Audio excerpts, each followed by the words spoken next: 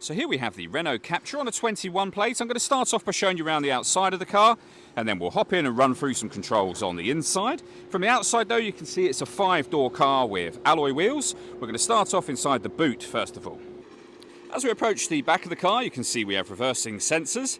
Plenty of boot space as well, along with that 60/40 split folding rear seat should you wish to increase this space even further.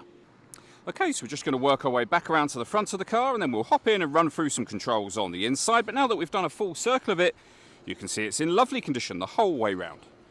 Just briefly before we climb in, I think it's well worth seeing the interior from this exterior point of view. There's plenty to run through on the dashboard, so let's hop in and we'll do that now. Okay, now that we're inside the car, we're going to start with the dials. Over on the left-hand side, first of all, we have the rev counter and coolant temperature gauge. On the right-hand side, the speedometer and fuel gauge. In the centre, you can see the trip computer, which includes the total miles of this car. They are 28,268. We have a digital readout for the speedometer displayed there. You can change that information using buttons on the steering wheel, should you wish to do that. And the buttons in question are just here. Also over that side, we have our phone controls. On the left-hand side, we have cruise control and speed limiter. And behind the steering wheel, the minus and plus paddles so that you can change up and down a gear manually with this automatic gearbox. Over in the center, we then have the main touchscreen for the car. So up on here, you can see we have satellite navigation.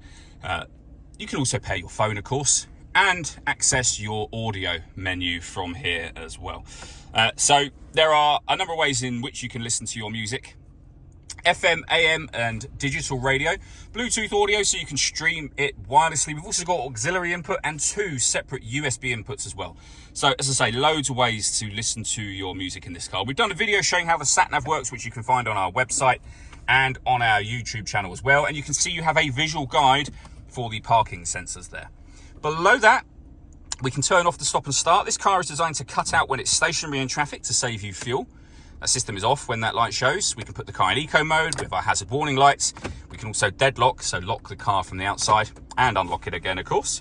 We then have the climate control. So you can adjust the temperature, the fan speed, the direction you'd like the air to be distributed in.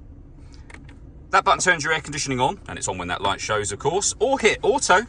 The car will now maintain the temperatures that you've asked for, or temperature that you've asked for, by taking full control of the fan speed and the direction of the air for you. You can manually override that whenever you wish to.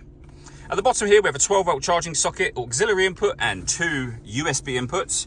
We then have the gear lever for the fully automatic gearbox as well. All that leaves me to say is thank you for taking the time to watch this video. If you'd like to come and see the car for yourself and have a test drive, please feel free to call either of our MJA sites. We'd love to hear from you soon.